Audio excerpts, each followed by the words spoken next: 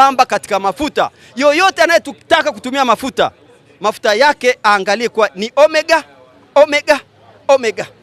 Omega, omega, omega. Omega, omega, omega. Je, hao mafuta ni omega 3 au omega 6 au omega 9? Maana yake nini?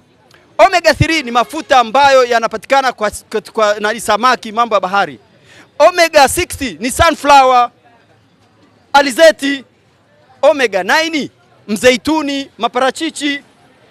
Sawa? Ikiwa mafuta yako hayako katika hizo sehemu tatu, hao mafuta unayotumia yana madhara kwenye moyo, yana madhara kutusababisha kisukari. Sasa basi tukumbuke, kansa zinaongezeka, na kansa, chakula cha kansa ni sukari.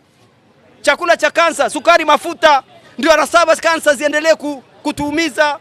Tukipunguza hususani huu ulaji wa mafuta ambao si rasmi. Katika vikaangwa siku hizi watu hawajikaangii. Kuna kitu cha chakula kwa ajili ya biashara na chakula kwa ajili ya mlaji, vitu viwili tofauti.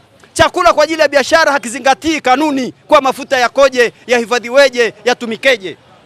Lakini mafuta kwa ajili ya mlaji ni mlaji mwenyewe kununua mafuta na kuyatumia nyumbani kwake. Ukienda kwenye biashara wanavyokaanga sio chipsi kuku, chipsi mayai wa kisasa, yale yanarudiwa, matokeo yake yanatengeza sumu. Yakirudiwa sana, matokeo yake ile sumu ndio kwa tamu, unasinogewa, unasema ni kitamu hiki, kumbe kinakuletea madhara mwilini. Lakini mafuta aina gani? Yana omega yoyote? Kama yana omega usitumie. Hii ndio kanuni ambayo tunayo. Kwa hiyo mafuta